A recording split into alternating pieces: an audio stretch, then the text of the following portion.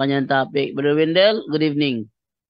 Good evening, Brajando. At sa lahat, baka mawala din ako dahil pabago-bago ang signal ngayon. Biglang mawala, pumupula. So, pauna lang. Baka mawala ako. Pulang-pula talaga. Kumusta, Brajando? Okay naman bro, okay naman ang linya mo, malinaw naman. So, patuloy tayo. Sige, go ahead. Okay. So, sa pagkakataong ito mga kapatid, ating tatalakayin ang mga propaganda ng mga anti-Catholic tungkol sa halimaw sa Revelation chapter 13 verse 16 na ito'y palaging ginagamit nilang propaganda ang Vicarious Filii. Isa na ito, si Pastor Rod Cubos, ang tagapagtatag ng kanilang sikta diyan sa Davao. Pakinggan muna natin siya. Pero pansinin ninyo, ginagamit ng Vicarious Filii nandiyan umano sa tiara. Ngunit ang translation sa Vicarious Filii maling-mali na. Yun yung sitwasyon. Natanawan ang Vicarious, not only Vicarious Filii. So makita niyo mo ang Vicarious, tanaw to, next slide daw. Tanaw daw ang Vicarious Filii. Tanaw ni. Unsay meaning sa Vicarious Filii? Actually, ang meaning sa Vicarious Filii is chains of Christ. In other words, si Jesus to naman sa langit, dapat naanay chains of Christ. Nga kinsa? The Antichrist. Mao ni ang realidad. Now, dili mo maka-deny sa ako. Kini, corona. Sa Santo Papa. Coronavirus. Makita niyo na yung corona. Tanawan na natro. Na Vicarious Filii. Clear. Makita ni mo. King sa nagulitan ni nga number. The Pope of Vatican. He's the original Antichrist. Ako na isulti sa inyo. Nga nung gitawag sa Vicarious Filii because this is the Latin word. In English translation, Vicar of Christ or chains of Christ. So, yun. Maling-mali na. Kulang ng research. Ang Vicarious Filii daw sa English, Vicar of Christ. Mali yan, Pastor Cobos. Dahil ang Vicar of Christ sa Latin, Vicarious Christi. Yun talaga ang titulo ng Papa. No? O yung kanilang translation ng Vicarious Filii, Chains of Christ daw umano. Mali na naman. At kitang-kita daw umano sa sabi niya, kitang-kita daw umano sa tiara. Bakit may nakalagay na Vicarious Filii sa tiara na ang original na tiara, mga kapatid, ito, wala kayong makita na Vicarious Filii. Ito ang papal tiara ng simbahang Katoliko. Tingnan nyo. May nakasulat bang Vicarious Filii sa tiara? Di maaring isulat yan. Dahil kahit kailan, ang Vicarious Filii ay hindi titulo, hindi din pangalan ng Papa. Hindi titulo ng Papa. Vicarious Christi. Pero ang Vicarious Filii, batay sa sinabi nila na sa tiara, hindi lang si Cobos ang nagpahayag diyan, pati na ang kanyang asawa na si Ruth Cobos. Papa sa Roma kung dili wala siya crown, kaya bulo mo sa iyang crown. Ang sa iyang crown, ang nakasulat diha, Vicarious Filii, or the chains of God or chains of Christ. Imagine ka, ana. Nana sa iyang crown. Kanya palang daan, nag-claim siya nga siya ang chains of God, chains of Christ. Ayan. Ang ibig sabihin daw ng Vicarious Filii, chains of Christ. Claim daw, nasa tiara. Mali na naman. Dahil nauna na nating ipinakita ang tunay na tiara, mga kapatid, wala talagang nakasulat na Vicarious Filii. At hindi maaring isulat dahil yung Vicarious Filii na claim nila na propaganda ay hindi yan titulo ng Papa. Kung maaalala ninyo, yun din ang ginagamit na propaganda ni SDE Pastor Cesar Dizon Jr. na sa tiara ng Papa may nakasulat na Vicarius Filii. Kung atin pong titingnan, ito ay makita mo mismo sa ulo ng Pope na ang layer ay 3. Diyos sa langit, sa lupa, even to the lower region. Kopya ating tinan mga kapatid. Ito yung title niya. Ang sabi ng Biblia, bilangin ang kanyang pangalan. And that's the title name. Name niya yon, title name niya. Titulo niya, pangalan pa niya. The Papacy's title, Vicarius Filii. Kalalabasan kapatid, 666. Bakit? Vicarius, 112. Total mo. Filii, 53. D, 501. Total mo, 666. Yon ang palpak na total ng mga anti-Catholic mga kapatid.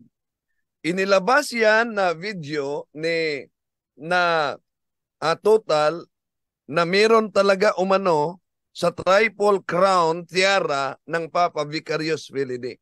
Pero nang nilabas natin ang kanilang magazine kung saan nakasulat na yun palang tiara na nilagyang Vicarius Filii ay tampered mula mismo sa Sabadista. Nang nilabas natin yan galing sa kanilang magazine, ito na ang pahayag ni Cesar Dizon. Ang tanong, meron bang original picture sa tiara ng Pope na merong Vicarius Filii?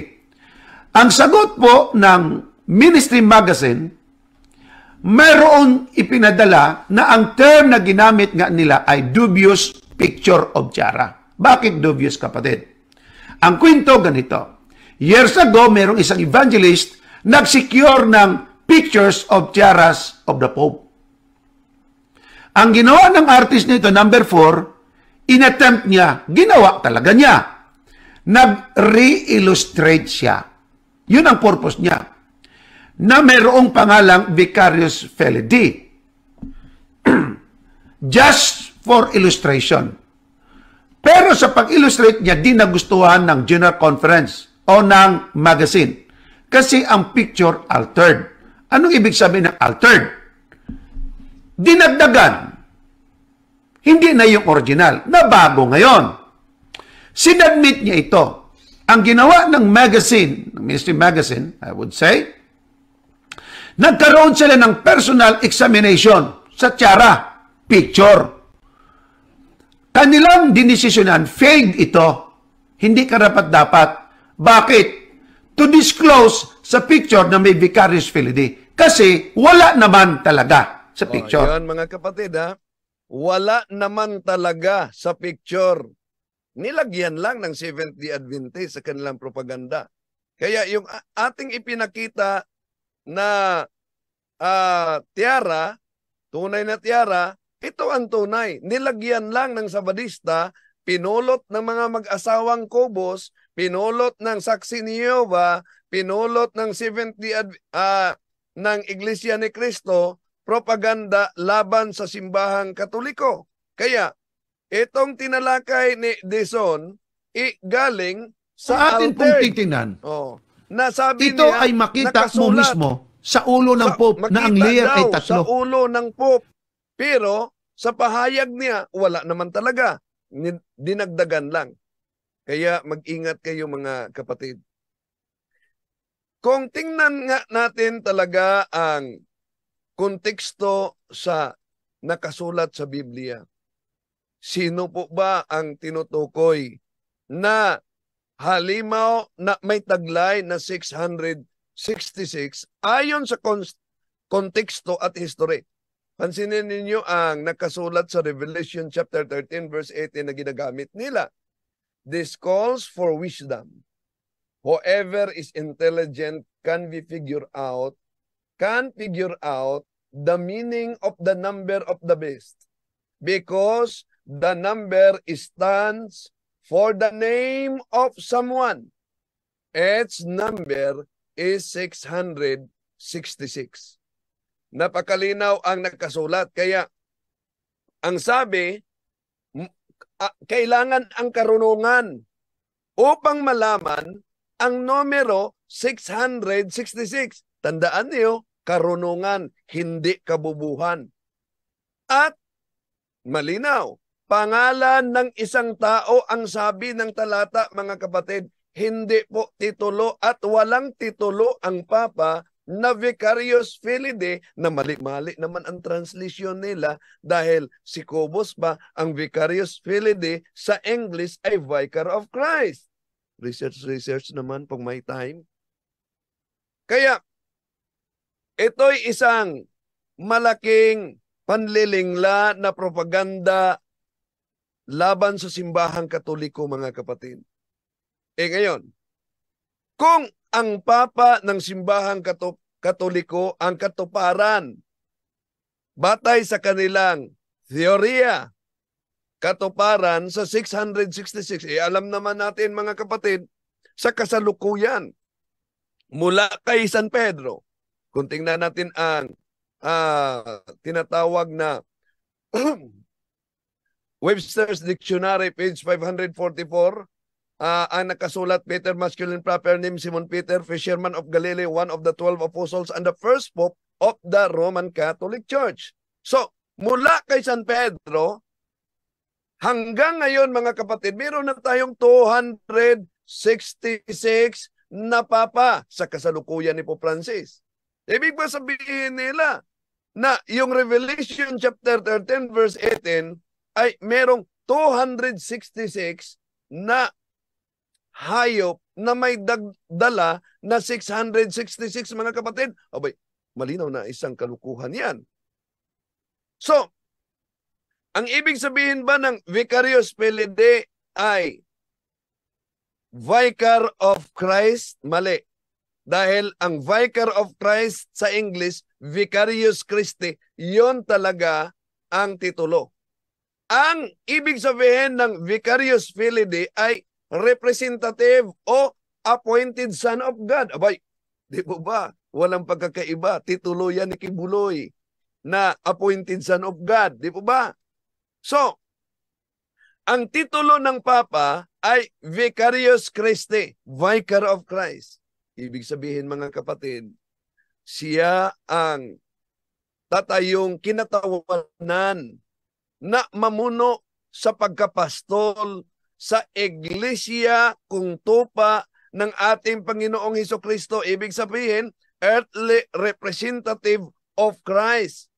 Gaya ng tinatawag na vicar. Bakit? Alam naman natin, Juan Kapitulo 10, versikulo 16, si Kristo ang good shepherd. Di po ba? Pero, bago siya umakyat sa langit, ano ang sabi ng ating Panginoon Jesucristo sa Juan Kapitulo 21, versikulo 15? When they had finished eating, Jesus said to Simon Peter, Simon, son of John, do you love me more than this? Yes, Lord. He said, you know that I love you. Jesus said, feed my lambs. See? Ang sabi ng ating Panginoon Jesucristo, pakainin mo ang aking mga tupa. Ano po ba yung ibig sabihin ng feed my lamb? Feed my sheep. Jeremiah chapter 3 verse 15. And I will give you a pastors according to my own heart, and they shall feed you with knowledge and doctrine. See? Ang feed my lamb, feed my sheep, pakainin daw ng doktrina at karunungan.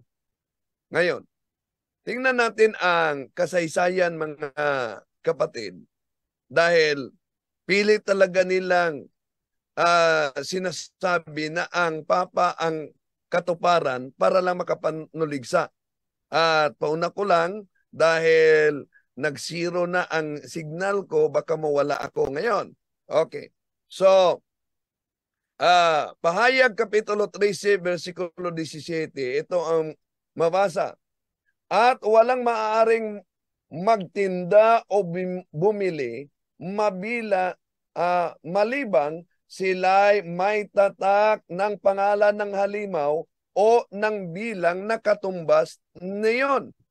So kung ang Papa ang katuparan sa nagdala ng numero 666, kailan ba nangyari mga kapatid na hindi ka pwedeng magbinta, hindi ka pwedeng bumili kung di ka kaanib sa simbahang Katoliko? Isip-isip naman pag may time.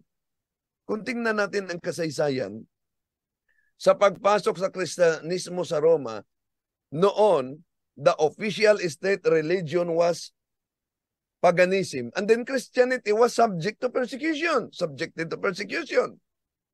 Ano ang dahilan sa persecution? Europe Before Modern Times by O'Brien, page 181. The principal reason why the Roman state tried to crush the church was a political one. The Roman government oppressed the people and ruled by force. Such a government cannot permit an organization like the Catholic Church to exist. The Christians would not adore the state as supreme in all things, would not accept the emperor as God. So, sa panahong ito, kahit ni Emperador Cesar Nero, mga kapatid, di ka pwedeng makapagbili.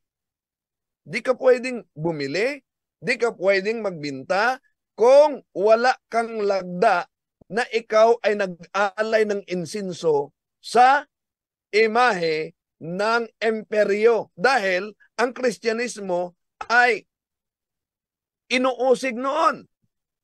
So ngayon, balikan natin. Itong propaganda na Vicarius Filii na imbento ng mga Seventh-day Adventists sa kanilang pagtuligsa sa banal nating pananampalataya. Alam niyo ba kung gagamitin natin ang Latin na Vicarius computation, ang Ellen Goldwhite din, kung gagamitin natin mga kapatid, bay, lalabas na yun din ang 666.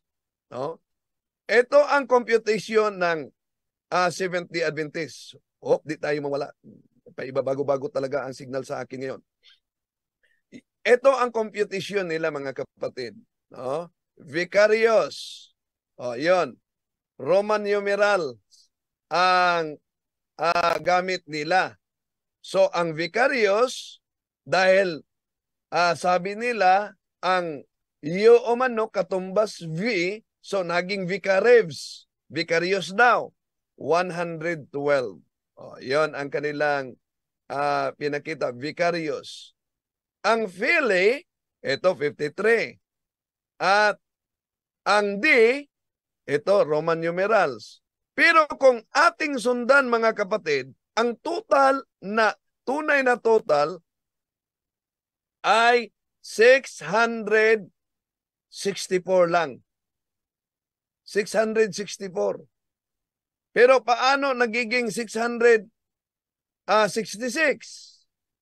Dahil wala daw letter U sa Latin, kaya ginagamit ang V para lumabas na total 666. Pero mali pa rin mga kapatid dahil ang rolling ng Roman numerals, pag ang V ay una, sundan ito ng I, yun ay 6. Pero pag ang I ang una, sundan ito ng V, yun ay 4. Mali na naman ang kanilang interpretasyon at calculation dito. Ngayon, punta tayo sa konteksto at history at gamitin natin. Baka di pa tayo mawala sa ere, no? Gamitin natin ang mga Bible scholars. Kung hindi ang simbahang Katoliko ang tinutukoy sa talata sa Revelation 13, 18 mga kapatid, na sinasabing may tanda o tatak sa noo na halimaw na may numerong 666, sino yun? Kung pag-aralan natin ang konteksto at ang kasaysayan, historically, noong panahon na nagsimula pa lang ang Kristyanismo, ginamit na natin ang Europe Before Modern Times by O'Brien, page 181 mga kapatid, nagsimula pa ang Kristyanismong lumalaganap. Hindi pa ito ang official religion ng Roman Empire, paganismo pa. Ang Kristyanismo ay illegal noong panahon na iyon. At ang mga otoridad ng mga Romano na pagano at ang emperador, mga kapatid, ay tinuturing ang Kristyanismo, ang Catholic Church, bilang banta sa Imperyong Romano. Kaya grabe talaga ang pag-uusig ng Kristyanismo. Dito lang sa simbahang Katoliko, mga kapatid, tuwing Hunyo 30, ipinagdiwang natin ang first martyrs of the Rome.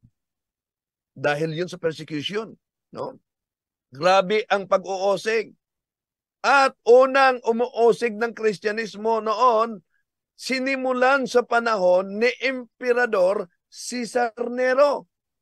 Ang pag-uusig ni Emperador Cesar Nero, mga kapatid, nag-umpisa yan sa taong Anno Domini 64. Yun ang pinakaunang assault ng paganong Roma sa Kristyanismo.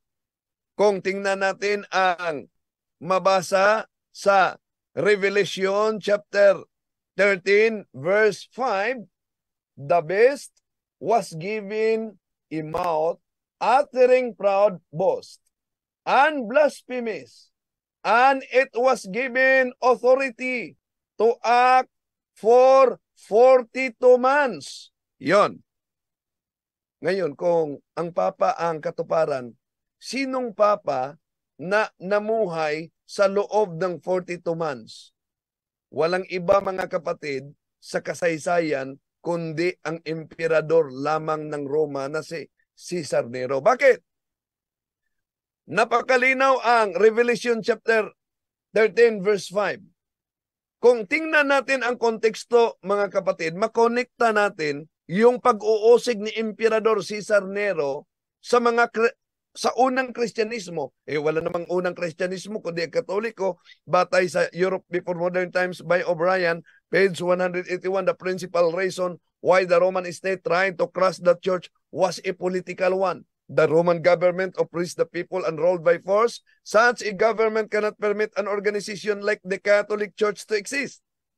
The Christians would not adore the state as supreme in all things, would not accept the emperor as God. Nabalikan natin. Paano maikonekta natin ang Revelation chapter 13 verse 5 kay Cesar Nero? Ano ang sinabi sa Revelation chapter 13 verse 5? Binigyan ng authority to act for 42 months. Ngayon, unang pag-uusig sa Kristyanismo naganap sa 64 Anno Domini. Natapos yan hanggang buwan ng Hunyo taong 68 Anno Domini.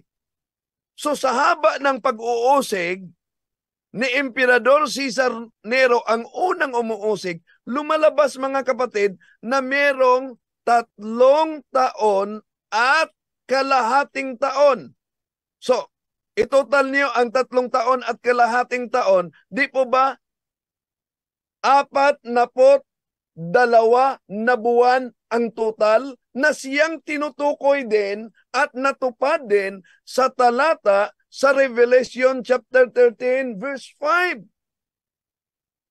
At dahil sa ginawang matinding pag-uusig ni Emperador Cesar Nero sa unang Kristyanismo noon, yan ang dahilan, mga kapatid, kung bakit tinatawag siyang hayop sa Revelation chapter 13 verse 5. At syempre, ang hayop na yan ang tinutukoy na may taglay na 666. Pangalan talaga, ha? Di titulo.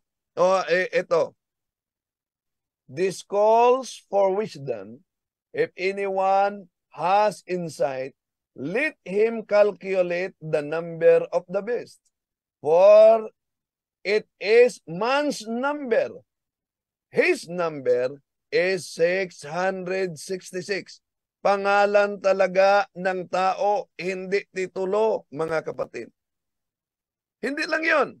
Ayon sa mga historian, mga kapatid, noong panahon nila ni Tacitus sa taong 56 Anno Domini hanggang 117, ay inilahad nila yung paglikas sa pagka-sadista ni Emperador Cesar Nero na ipapatay niya yung mga inosinting mga tao at itinatala pa niya noong panahong nag-umpisa ang pag-uusig ng Kristyanismo na nakatira sa Roma.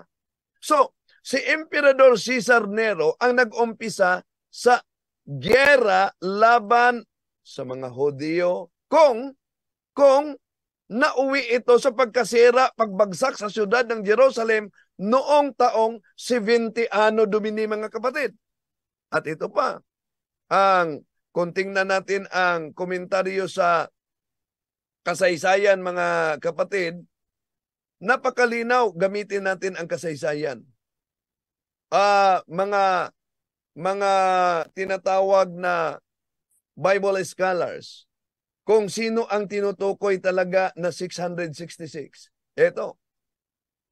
It may now be pointed out that in Aramaic document from Morabat, dated to the 2nd year of the Emperor Nero, the name is spelled Caesar Neron, is required by the theory example that 666 signifies Nero. The last two consonants of Neron are damaged, but enough is preserved to show that no vowel letter was written between the Q and the S. So ayon sa mga Bible scholars, una, pinatunayan si Cesar Nero. Ang tinumbok ng mga Bible scholars at kahit sa mga historians na halimaw na may taglay na 666 sa Revelation chapter 13 verse 18. Ito sa dokumento ng ito ang total sa pangalan ni Cesar Nero, mga kapatid. Caesar Neron. So, lalabas, pangalan talaga, 666. No? At yung pangalawa na halimaw, walang iba, si Diocletian. At marami pa na mga Bible scholars, lalo na itong mabasa natin sa Bible scholars na ito, at tumutukoy kay Nero talaga. It may be pointed that in Aramaic document, so si Nero talaga ang katuparan sa 666. Ano pa na mga Bible scholars na nagsabi? Ito, sa aklat na Breaking the Code, ito ang mabasa natin, mga kapatid. Who is the satanic beast symbolized by the number 666? Over the centuries, a very great deal of ingenuity has been expended in attempting to answer this question. A further complication arises from the fact that some ancient manuscripts of the book of Revelation gave the number as 616 instead of 666. Among the names and titles have been proposed to solve the cryptogram, the most probable candidate is the Emperor Nero. If we add the numerical values in the Hebrew, a spelling of the name Neron Caesar, we obtain 666. So, malinaw ang nakasulat na pahayag, mga mahal na kapatid, kung pag-aralan natin ang mga dokumento. Ito pa, sa mga Bible scholars yan. So, hindi chismis ang batayan, ha? Ito, when Nero Caesar is written in Hebrew characters, the sum is 666. so that he is that person. Other descriptions of the beast recall the legends of Nero's mysterious death and expected return. According to 13:3, one of its heads seemed to have received a death blow, but its mortal wound had been healed. Cryptic statement referring to the expectation that Nero would return and the empire would continue to exert its power and influence. At ang ikalawang hayop, mga kapatid, yun ay si Emperador Diocletian sa taong 303 Anno Domini. Ito pa sa aklat na The Popular Encyclopedia of the Bible, Prophecy, page 366. 666 is the future Antichrist. In the case of Nero, the identification involves a defected spelling that necessitates changing the Nero of Neron order to make the calculation work. So, dami ng mga Bible scholars na nagsabi kung sino talaga ang katuparan. Hindi batay sa chismis lang at gawa-gawa nila. Ayon sa Encyclopedia of Protestantism, mga kapatid, ito ang volume 4, page 123, using the system of assigning numbers to letters that prevalent in the ancient world. Some scholars argue the best number 666, Revelation 13:18, points decisively to Nero. So napakalinaw, mga kapatid, na si Emperador Caesar Nero, historically and ayon sa konteksto, na ang 666 sa Biblia hindi ang Papa sa Roma, kundi ang Roman Emperor na si Caesar Nero. Taglay niya ang pangalan na 666 sa Revelation 13:18, mga kapatid. At hindi tulad ng akusasyon ng INC, nitong mag-asawang kubos, nitong Seventh-day Adventist na nagawa-gawa lamang para makapampanira ng simbahang Katoliko at sa Santo Papa. Mga kapatid, na inaamin naman nila na gawa-gawa lang yun. In order to illustrate, wala naman talaga. Balikan natin, wala naman talaga. Pero, yun, mag-ingat. Walang pagkakaiba ito, mga kapatid. Di ba? Nakita nyo? Wala namang makita talagang Vicarious Filii. Wala. Pero bakit may kumakalat na Vicarious Filii? Bakit? Dahil dito. Ang tanong, meron bang original picture sa tiara ng Pope na merong Vicarious Filii? Ang sagot po ng Ministry Magazine, meron ipinadala na ang term na ginamit nga nila ay dubious picture of tiara. Bakit dubious, kapatid? Ang kwento ganito. Years ago, merong isang evangelist nag-secure ng pictures of tiaras of the Pope. Ang ginawa ng artist nito, number 4, inattempt niya, ginawa talaga niya. Nag-re-illustrate siya. Yun ang purpose niya. Na merong pangalang Vicarious Filii. Just for illustration. Pero sa pag-illustrate niya, di nagustuhan ng General Conference o ng magazine. Kasi ang picture altered. Anong ibig sabihin ng altered? Dinagdagan. Hindi na yung original. Nabago ngayon. Sinadmit niya ito. Ang ginawa ng magazine, ng Ministry Magazine, I would say, nagkaroon sila ng personal examination sa tiara, picture. Kanilang dinesisyonan, failed ito. Hindi karapat-dapat. Bakit?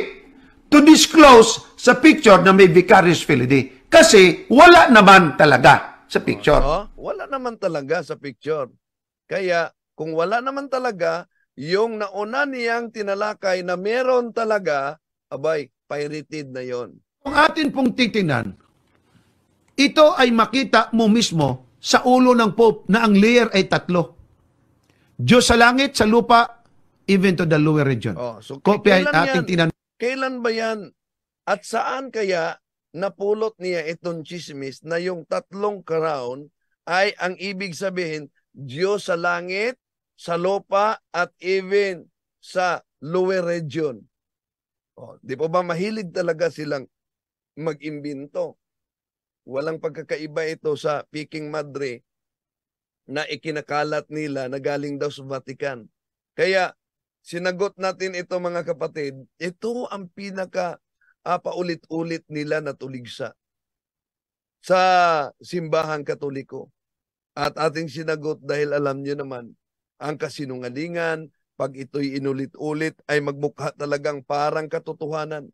Lalo na sa ating mga kapatid na kulang ang kaalaman.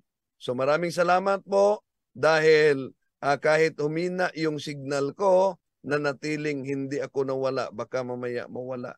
Okay, Brajando?